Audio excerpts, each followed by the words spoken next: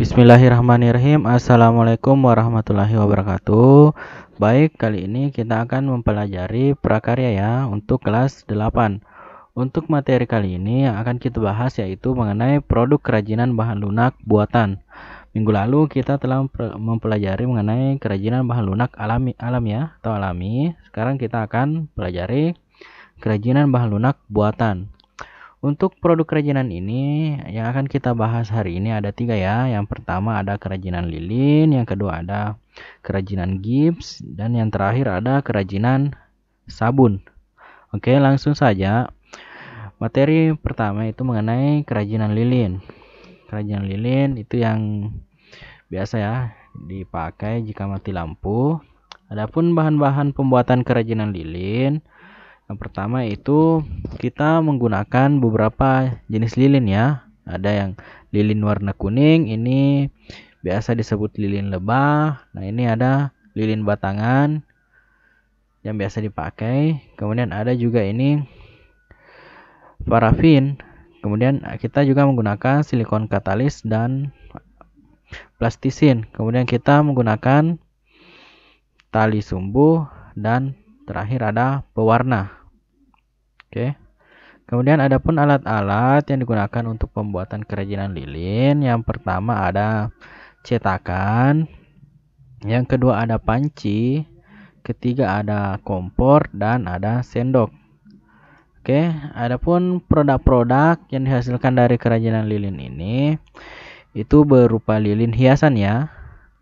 Nah, ini ada contohnya, ini ada yang berbentuk bunga, ada juga yang di dalam gelas. Semua ini produknya tetap lilin, tapi hiasannya berbeda ya dari lilin biasanya.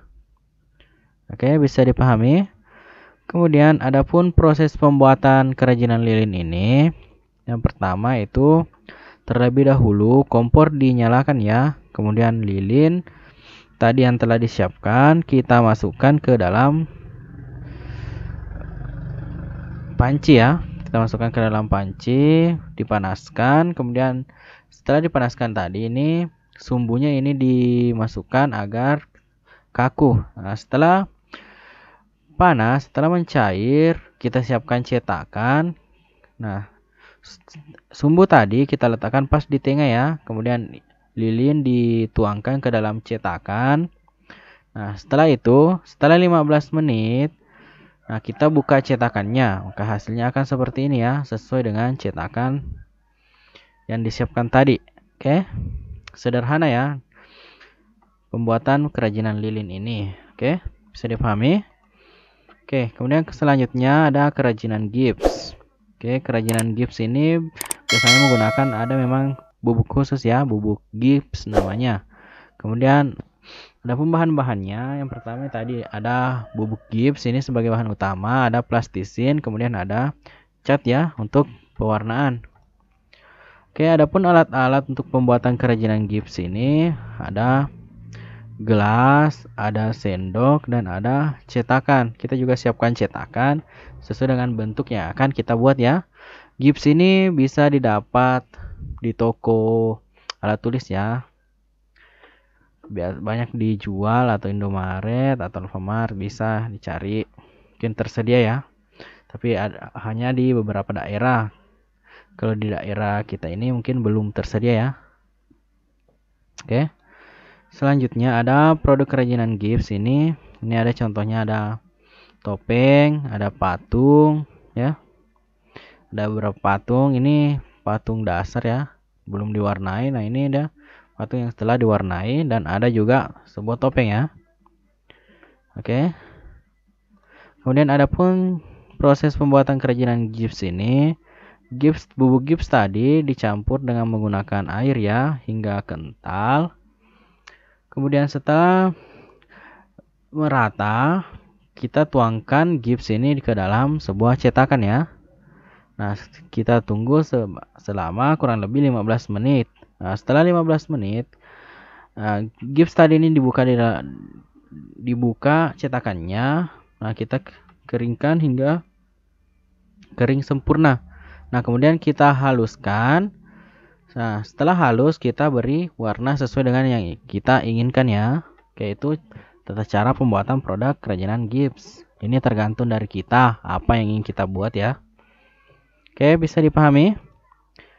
Kemudian ada kerajinan sabun. Ini adalah kerajinan terakhir ya untuk kerajinan bahan lunak.